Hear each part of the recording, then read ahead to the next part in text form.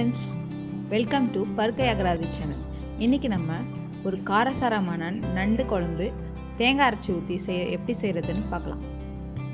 இந்த டிஷ்க்கு நான் ஒரு 1/2 kg நண்டு எடுத்துக்கிறேன். அதை நல்லா கழுவி எடுத்துக்கலாம். இப்போ இந்த நண்டில் மஞ்சள்தூள் 1 ஸ்பூன், உப்பு 1 ஸ்பூன் போட்டு நல்லா கலந்து விட்டு ஊற வச்சிடலாம்.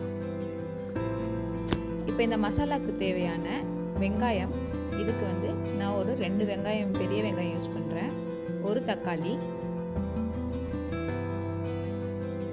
நல்லா சின்ன சின்னதாக கட் பண்ணி வச்சுக்கலாம். அப்புறம் கருவேப்பிலை தேவையான அளவு எடுத்துக்கணும். கிரேவி காரத்துக்காக நான் பச்சை மிளகாய் யூஸ் பண்ணுறேன். இப்போ குழம்பு செய்ய ஆரம்பிச்சிடலாம். ஒரு கடாயில் எண்ணெய் ஊற்றிக்கலாம்.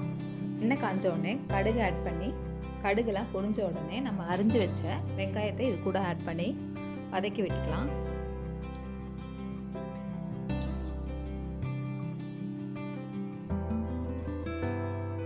நல்லா எல்லா வெங்காயமும் வதங்கினதுக்கப்புறம் உப்பு சேர்த்துக்கிறேன். கூடவே ஒரு 4 பச்சை மிளகாய் காரத்துக்காக நான் இதில் ஆட் பண்ணிக்கிறேன்.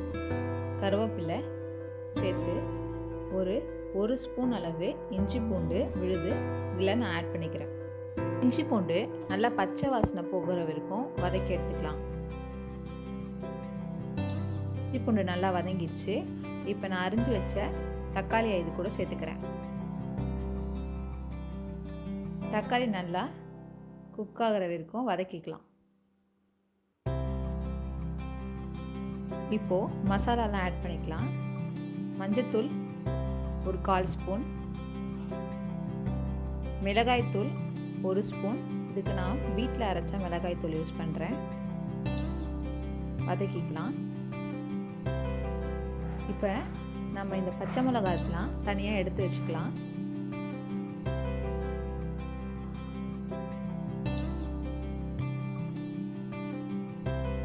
இப்போ நம்ம நண்டு ஆட் பண்ணிக்கலாம். இது கூட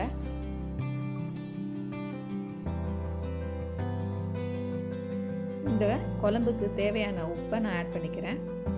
இப்போ இந்த நண்டு குக் ஆகிறதுக்காக நம்ம தண்ணி சேர்த்துக்கலாம். இதுக்கு ரொம்ப நிறைய வேணாம், கொஞ்சமாக தண்ணி ஆட் பண்ணிக்கலாம். நல்லா கலரி விட்டுக்கிறேன்.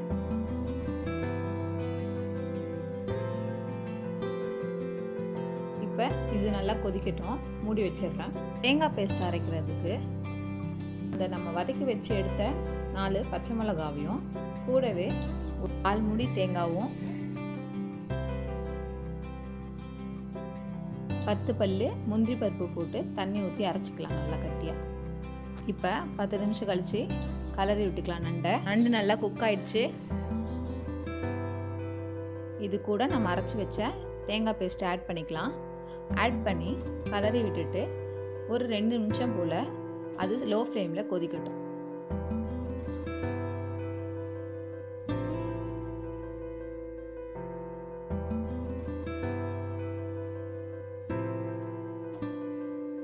இப்போ நம்ம நண்டு மசாலா நல்லா கொதிச்சு தயாராகிடுச்சு.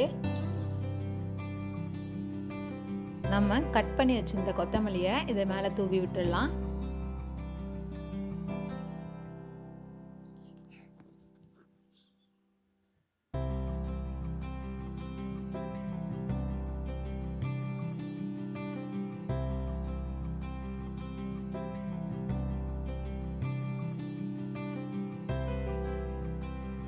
நல்ல சுவையான ஒரு நண்டு கிரேவி தயாராகிடுச்சு. கண்டிப்பாக இதை உங்கள் வீட்டில் ட்ரை பண்ணி பாருங்கள். இந்த வீடியோ உங்களுக்கு பிடிச்சிருந்தா லைக் பண்ணுங்கள், ஷேர் பண்ணுங்கள், கண்டிப்பாக சப்ஸ்கிரைப் பண்ணிடுங்க. நன்றி.